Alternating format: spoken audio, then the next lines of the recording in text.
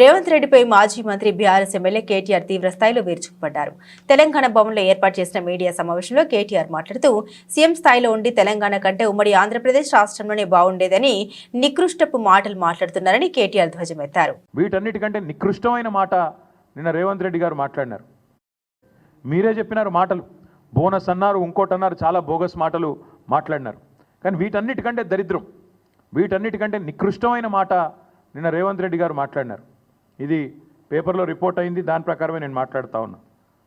తెలంగాణ కాకుండా ఉమ్మడి ఆంధ్రప్రదేశ్లోనే బాగుండే ప్రభుత్వ ఉద్యోగులకనే ఒక నికృష్టమైన భావదారిద్రపు మాట తెలంగాణ ముఖ్యమంత్రి మాట్లాడడం అనేది ఇది నిజంగా కూడా తెలంగాణ ఆత్మగౌరవాన్ని కించపరచడమే. అసలు నీకు సిగ్గుందా? ఉద్యమంలో ఎన్నడూ రాలేదు కనీసం కలిసి, ఇవాళ సిగ్గు లేకుండా ఆ ముఖ్యమంత్రి పదవిలో కూర్చొని కూడా ఈ భావదారిద్రపు మాట మాట్లాడడానికి ఒక తెలంగాణ బిడ్డవు కదా, కనీసం రేషమని ఉండాలి కదా. ఎక్కడున్న తెలంగాణ ఎక్కడ పోయిందండి? 10 ఏళ్లలో భారతదేశానికే ఆదర్శంగా నిలబడ్డ తెలంగాణను పట్టుకొని ఉమ్మడి ఆంధ్రప్రదేశ్లోనే బాగుండే పరిస్థితులను మాట్లాడడానికి నీకు మనసెట్లొచ్చింది? నీ రాష్ట్రాన్ని నువ్వే కించపరచడానికి నువ్వు ముఖ్యమంత్రి అనే ఇంగితం కూడా నీకు లేదా? ఆ మాత్రం సోయి కూడా లేదా అని బాధతో అడుగుతా ఉన్నా.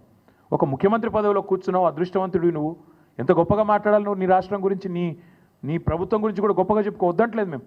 కానీ రాష్ట్రాన్ని చిన్నగా చేసి చూపెట్టడం అనే దౌర్భాగ్యం అనేది అయితే ఉందో నిజంగా కూడా బాధాకరం.